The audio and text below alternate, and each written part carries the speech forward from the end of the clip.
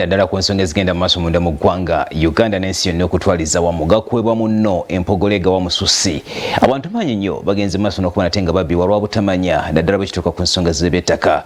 Cats and Dale be bakafulu ku nsonga ez'eby'ettaka nate batulambulidde nawe ne bakuwa amagezi butya osobola okwekuuma bannakigwanyizi n'okumanya butya bagenda okubba ku ttaka lyo.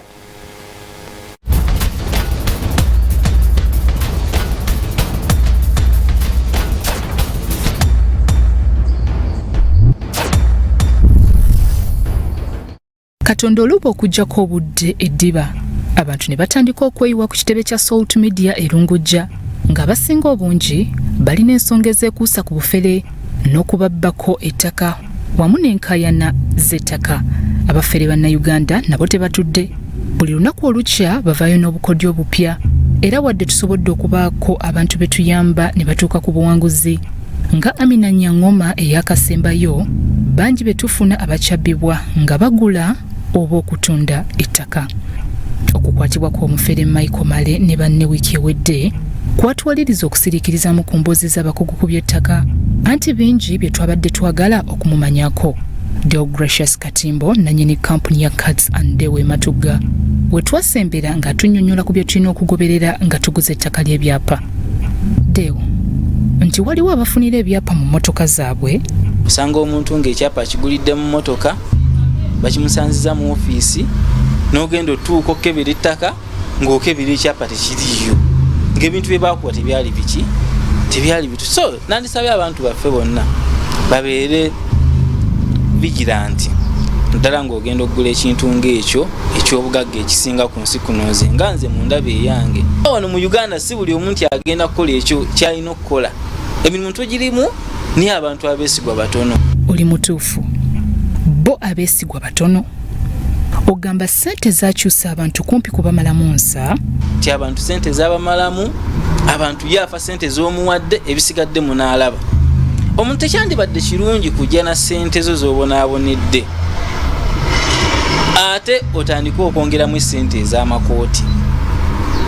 Kwabo omala ozuula nti ttaka liwagula liriko emivuyo eyaguze ettaka siri eryo era ekijjula biba biki kuba genda mu mateeka. Katono nnyo Deo, abalina amakampuni agatunda n'okugula ettaka mwawukana ku babbuloka be tulaba mu makubo. Muyamba muti abantu obutabbibwa.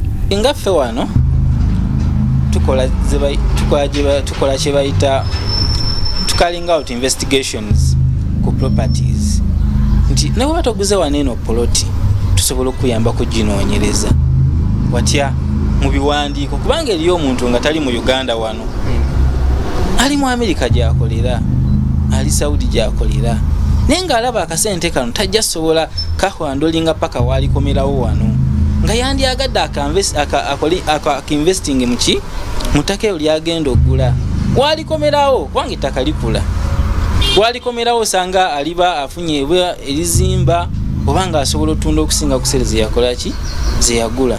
Tusobola okuyambako okukola okunoonyereza ku kintu ekyo ky'oba ogenda oggula.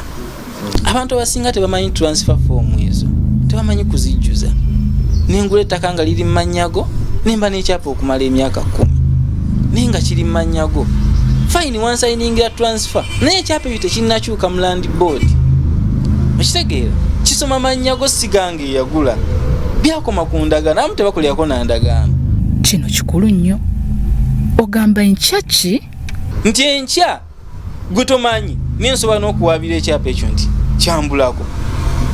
So okwa gye bayita special title gw'ogenda okuddayo nga kyolina baakisazaamu nalanga mu mawulire baakisazaamu naye nga nakuguza ettaka. Kugamba obutali bwerufu mu mulimu guno bungi. Obutali bwerufu mulimu guno bungi. Naye tusobola okuyambako okufuna ebiwandiiko ebyo ebikwata ku kintu ekyo oba ogenda oggula. Oludde mu by'ettaka na kino kitulambike. Atunze ekibanja emirundi ebiri nga Michael Male bwe yakola ku LC ne mu balooya.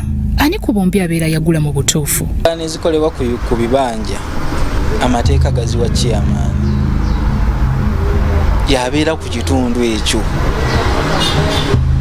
kyoguzeemu ekibanja wawula gaawukana ku kyapa ettaka era kyobola owa LC kizunyo musanga awuzisitta ku musango okukwata ku ttaka naye ekibanja basookera ku chairman. So nze mukulaba kwange oba kumanyirivu bwange omuntu agulidde wa chairman ekintu oba gwaguze kale siganyiro yakolera endagaano kamalozi zikolera omuntu ona kuziza kutwala wa chairman before nga tannaba kukolera endagaano eyo looya soko tukire chairman kwanga abantu abamu tebesiga ba chairman kituufu ne ba chairman liyaba yayi naye mubuuze wano wennina ekibuuzo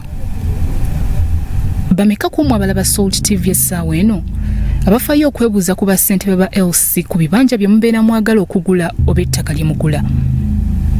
Enkya abakugu abalala bavuddeyo okubawa amagezi ku bye mulina okugoberera nga mugula n'okutunda ettaka mwewala okuggwa mu butego bw'abafere. Bya Robert Mutebi ne Eric Sebalamo ku Salt TV Omunnyo.